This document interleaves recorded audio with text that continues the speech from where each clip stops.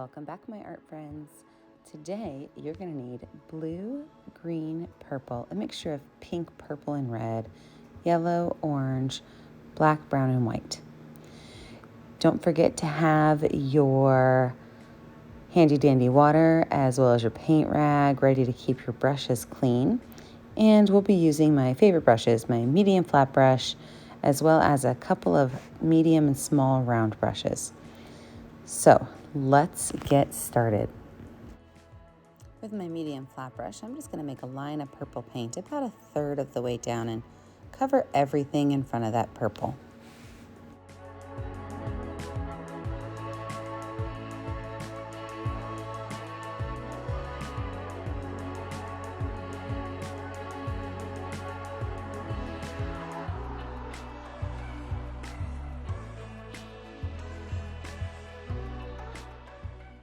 With a clean brush, I'm going to make just a shorter line of green, so it's not quite as thick as the purple, and cover that whole area in green.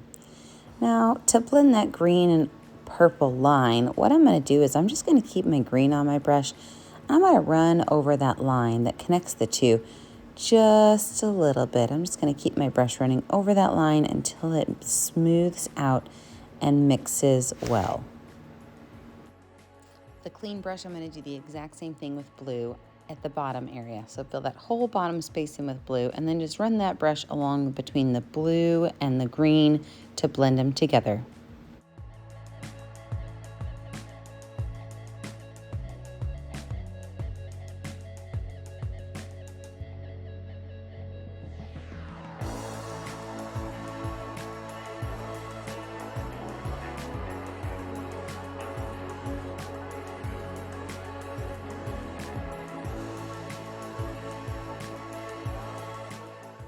My medium round brush and some brown paint, we're going to lay out where our path is.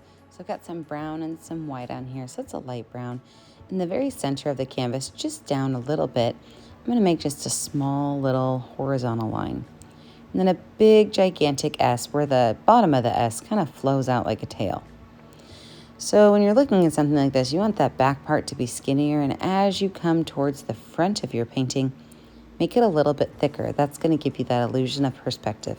And just fill that in with that light brownish color.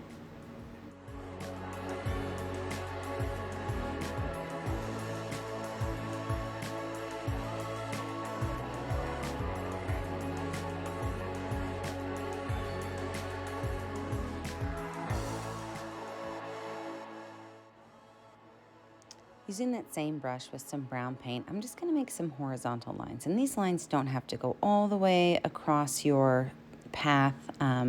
They should almost be a little bit choppy, and feel free to let them kind of run off your path because that'll really kind of extend that line so that it looks like it's really on the path. We're going to cover up all those little bumps that fall off anyway. We're going to use a couple different colors. We're going to use brown, we're going to use some red, a little bit of yellow, as well as some white to add some highlights. Remember, these are just super skinny lines that are going left to right, horizontal across your pathway.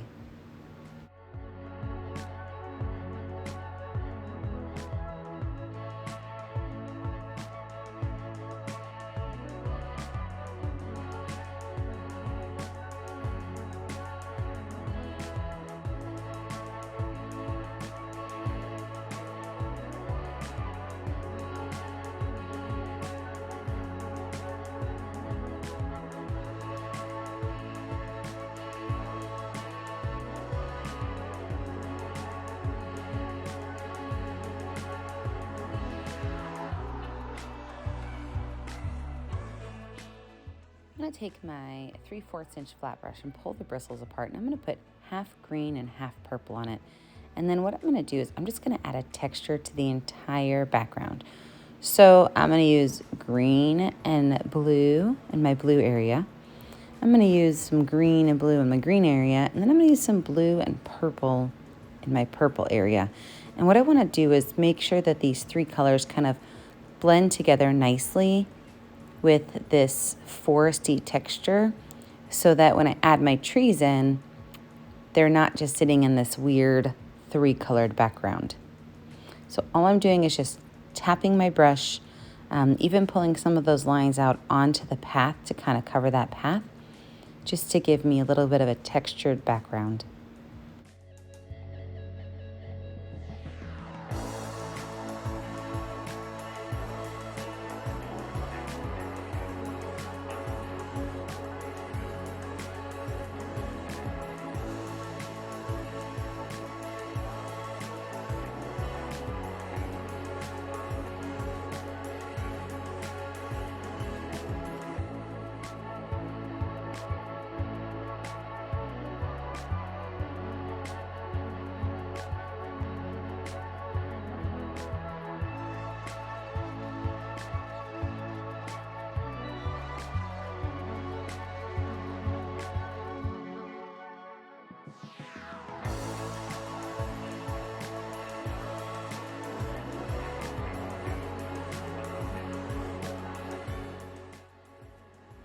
Just like I said, a little bit of blue and purple are going to be in the purple area, kind of coming down into the green.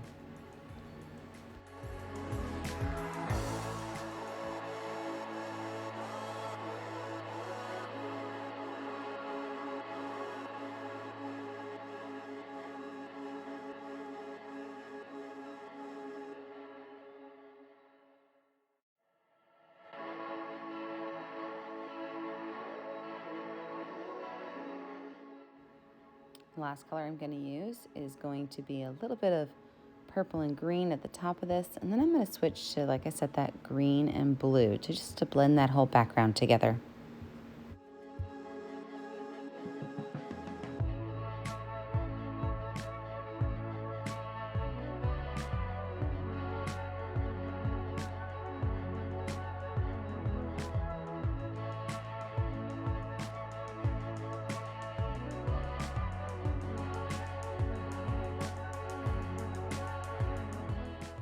With my background dry, we're going to lay out our aspen tree. So I'm going to use my small little paintbrush with white paint, and my background trees are just going to be straight lines down. And these are going to be nice and thin, and there's not going to be a whole lot of detail.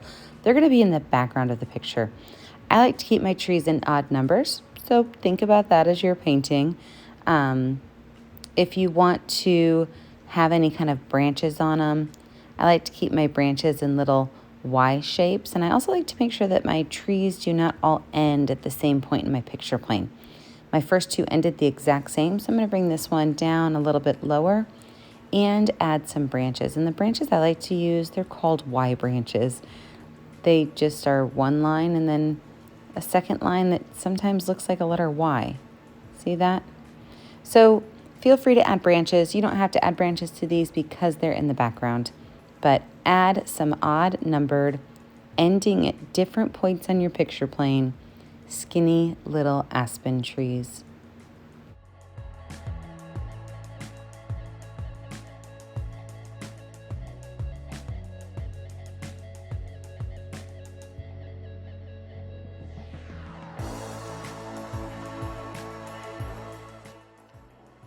A little bit more white paint, I'm going to make my bigger trees now. So I'm using my skinny brush because this is my medium-sized tree, not my biggest one. So my skinny brush still, a little bit more white paint, kind of pressing that brush down a little bit lower. And since this tree is a little bit bigger, I'm going to pull it down further into my picture plane.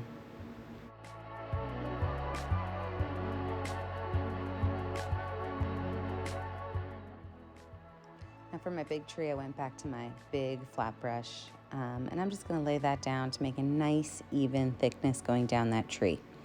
Then I'm going to add my branches to both of my bigger trees, and we're going to talk about adding some extra colors to these trees because they are aspen trees.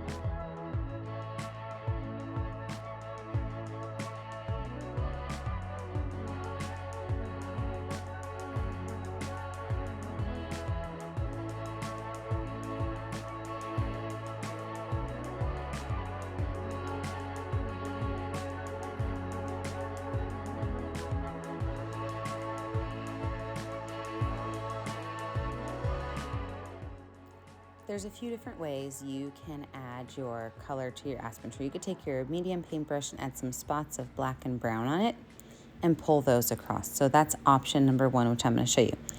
Option number two is where you put the black and the brown directly onto your tree and then pull them across. So look at the two ways, maybe test it out on your tablecloth or an extra piece of paper at home and decide which one you like better. They both give you just a little bit of a different technique. So this is putting paint directly onto my white brush and then pulling it across the tree. And the next one you're going to see is where I put the paint directly on the tree and then pull it across. See, directly on the tree and then pull it across.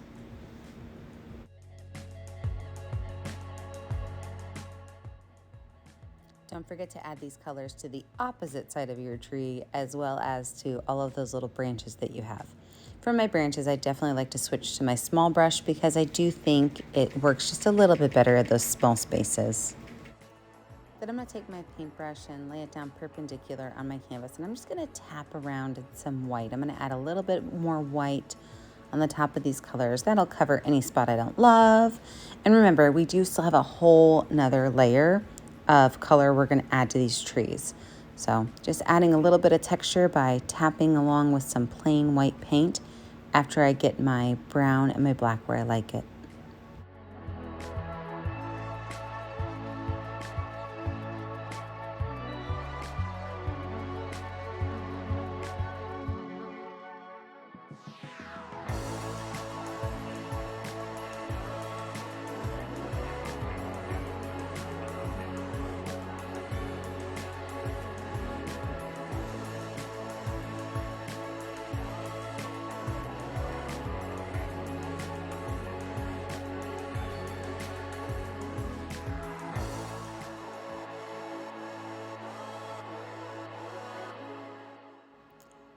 Just like we did on the background, we're going to pull the bristles apart on our flat brush, but this time we're going to put yellow on the top half and green on the bottom half, and just a little bit, because when we tap these into random places in our background as well as around our tree, we want to actually see all the small dots.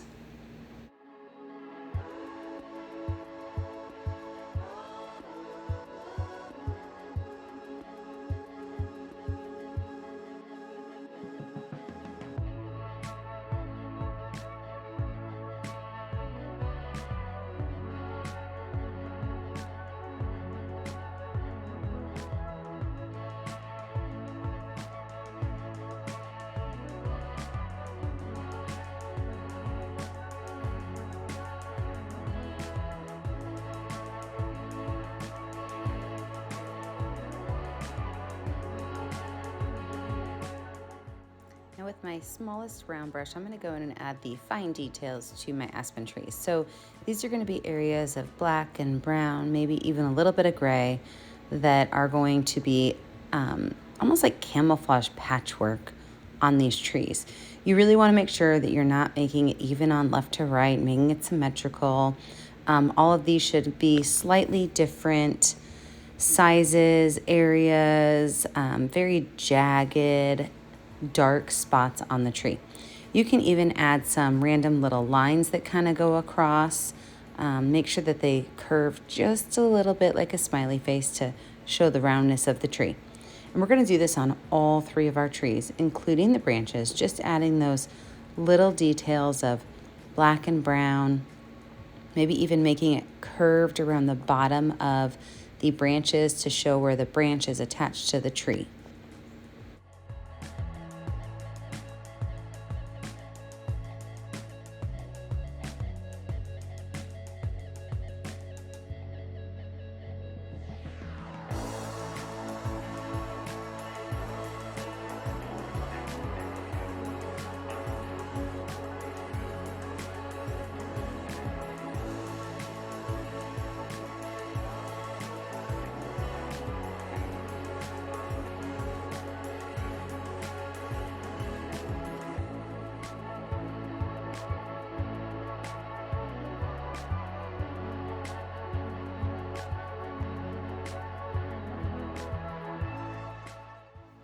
With the bottom of my biggest brush, or you could even use a Q-tip if you want, we are going to start adding dots. And these dots are going to be slightly random. Some are going to be behind my bigger trees, some are going to be in front of them. Now, you can choose to use more realistic colors, but I wanted to think of this a little bit more rainbow. So I'm starting with blue down in my green area. And these colors are going to intertwine as I start to add colors going up, but there's a lot of dots here. So I'm going to show you just the center area, the color progression, and then I'm going to throw myself into speed motion. You're going to notice that I'm keeping all of my blues down low, but at the end I will actually add some to the top. So when you're done with your first color, just wipe that brush off, grab your second color and move up. So next color I'm going to do is going to be green. I'm going to add some green, some yellow green, and then I'll move up my sky, adding some more colors. And really, like I said, you can keep these all greens and yellows. You can add in that pink and purple mix that I made, some reds, some oranges. Now, if you see my main tree right here, my main tree is going to have the brightest colors by it. I'm going to kind of focus my oranges and yellows around my main tree because I want the other colors to look as though they're in the distance. And even up in my top right corners, I'm going to add some more blues and purples to really kind of darken that area. Also, as I'm going through, I'm going to be using my finger to make some larger dots.